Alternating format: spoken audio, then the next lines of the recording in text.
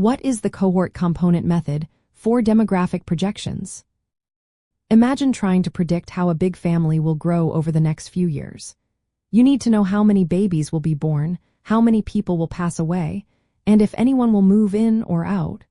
That is exactly what the cohort component method does for populations. It is a way to forecast future population changes by looking at different groups of people, called cohorts, based on their age and sex. This method focuses on three main parts of population change. First is fertility, which is the number of births in the population.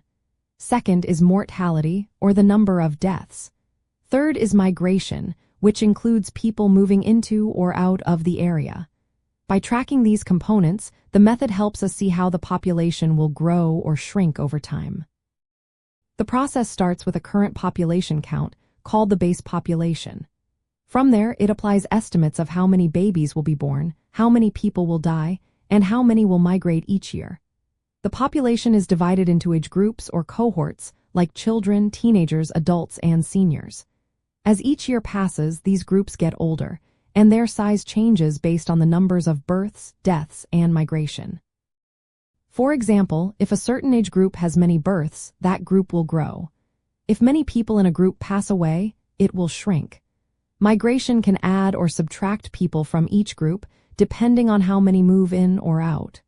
The method can also consider differences in sex and ethnicity, giving a detailed picture of future population makeup.